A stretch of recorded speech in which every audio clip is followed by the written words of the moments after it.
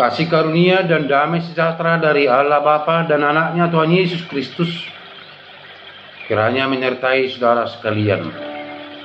Amin. Salam sehat. Selamat berjumpa kembali di channel Renungan HKBP Maranatha.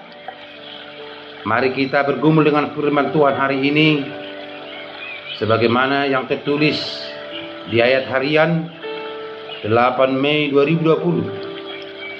Tertulis dalam 1 Petrus 5 ayat 3. Demikian firman Tuhan. Janganlah kamu berbuat seolah-olah kamu mau memerintah atas mereka yang dipercayakan kepadamu. Tetapi hendaklah kamu menjadi teladan bagi kawanan domba itu. Demikian firman Tuhan. Saudara-saudara yang dikasihi oleh Tuhan Yesus, bagi gereja HKBP ada dua jenis pelayan. Yang pertama pelayan tahbisan, yang kedua adalah pelayan non tahbisan. Semua orang yang percaya atau yang dibaptis dalam nama Tuhan Yesus Kristus dikatakan sebagai pelayan. Artinya dia datang dan hadir dan dijadikan Tuhan hidupnya hanyalah untuk melayani Tuhan. Karena apa saudara-saudara?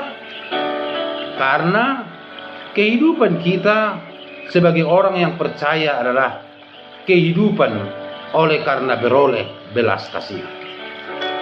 Hal itu dipertegas dalam firman Tuhan dalam 1 Petrus 2 ayat 9 sampai dengan ayat 10 dikatakan demikian.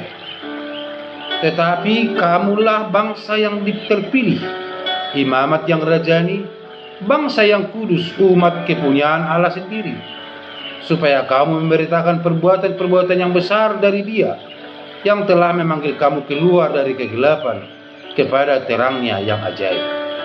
Kamu yang dahulu bukan umat Allah, tetapi yang sekarang telah menjadi umatnya, yang dahulu tidak dikasihani, tetapi yang sekarang telah beroleh belas kasihan. Kita menjadi pelayan tentu oleh karena memperoleh belas kasihan dari Tuhan. Untuk itu saudara-saudara, apa artinya pelayan? Pelayan itu berasal dari kata melayani atau hamba, doulos, parhobas. Namun kalau diterjemahkan dari bahasa Yunaninya dalam bahasa Batak dikatakan sebagai hatuban. Hamba atau doulos artinya dia menyerahkan hidupnya secara totalitas kepada Tuhan. Hidupnya bukanlah menjadi miliknya, tapi hidup kita sebagai umat yang telah memperoleh belas kasihan adalah milik Tuhan. Maka segala yang kita miliki, baik kepintaran, kecerdasan, harta, dan semuanya nafas kehidupan kita adalah milik dari Tuhan. Maka kita ini adalah milik Tuhan. Karena kita adalah milik dari Tuhan, maka kita hadir sebagai pelayan yang melayani, yang hidup di dalam kerendahan hati.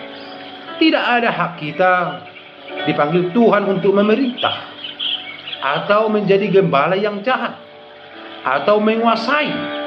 Tetapi justru tugas kita dipanggil Tuhan adalah untuk melayani sesama kita sebagaimana kita adalah melayani Tuhan, karena kita adalah milik Tuhan sendiri. Dan hidup kita sebagai pelayan haruslah menjadi teladan atau tiruan, baik dalam perkataan, baik dalam perbuatan, bagi kawanan yang dipercayakan kepada kita untuk kita layani. Kita diberikan kepercayaan, baik itu untuk kawanan besar dan juga kawanan kecil. Kawanan besar tentu bagi pelayan yang dipanggil Tuhan melayani secara tahbisan, melayani di tengah-tengah gereja. Dan Pelayan non tabisan adalah melayani di tengah-tengah keluarga. Namun perlu ditunjukkan sebagai hidup dari seorang pelayan yang perlu dihidupi dalam dirinya adalah hendaklah menjadi teladan bagi kawanan domba itu.